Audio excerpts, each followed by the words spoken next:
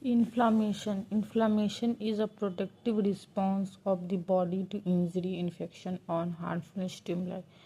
Its main purpose is to eliminate the cause of injury and start tissue repair. Inflammation is the local response of living tissues to damage caused by microbes, physical injury, chemicals, or immune reactions. Types of inflammation: there are mainly two types of inflammation: acute inflammation and chronic inflammation. Acute inflammation short duration का होता है, -2 days लेता है. Sudden most mainly involves neutrophils, example cut, bacterial infection. And second is chronic inflammation, long lasting हो जाए, weeks to years चला जाता है, involve macrophages, lymphocytes, tissue destruction and fibrosis may occur. Example tuberculosis, rheumatoid arthritis हो सकता है. 5 कार्डियल मतलब कि 5 इंपॉर्टेंट साइंस ऑफ इन्फ्लेमेशन की क्या.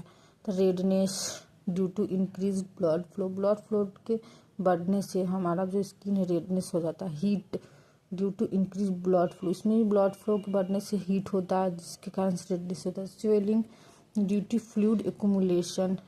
Pen due to chemical mediators. Loss of function due to pain, swelling. And steps of acute inflammation. Steps क्या है acute inflammation? तो first is vasodilation, blood vessels widen, मतलब कि ब्लड वेसल्स जो है वो चौड़ा हो जाएगा, वाइडन हो जाएगा, इसे vasodilation कहते हैं. And second increased vascular permeability, मतलब कि जो परमिएबिलिटी है भास्कुलर का, वो जो ब्लड वेसल्स के भास्कुलर का वो बढ़ जाएगा. फ्लूइड लीक्स इनटू टिश्यूज में फ्लूइड लीक्स हो जाएगा. फिर third is leukocyte migration, WBCs move to site. Fourth is phagocytosis, pathogens are engulfed and destroys. Phagocytosis में मेनली यही होता है, ये पैथोजेंस होता है, इनगल्फ्ड हो जाएगा, डिस्ट्रॉयड हो जाएगा. एंड केमिकल मेडिएटर्स, तो मोस्टली 4 केमिकल मेडिएटर्स है. हिस्टामिन वैसोडाइलेशन में हेल्प करेगा. Prostaglandins pain fever. Cytokines immune cell activation. Complement system pathogen destruction. And functions of inflammation की क्या functions. The first removes harmful agent. Second destroy pathogens. Clear dead sales.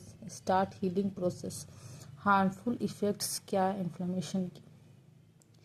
Excessive inflammation क्या, अगर inflammation ज़्यादा हो जाएगा तो हमें क्या करेगा, क्या हानि पहुंचाएगा. तो टिश्यू डैमेज करेगा, ऑटो इम्यून डिजीज क्रिएट करेगा, क्रोनिक डिसऑर्डर्स क्रिएट होगा. और conclusion last is inflammation is a defence mechanism that protects the body, but if uncontrolled it can cause disease. Inflammation हमारे बॉडी का डिफेंस मैकेनिज्म है जो हमारे body को protect करता है मेनी फॉरेन वायरस इन्फेक्शन से.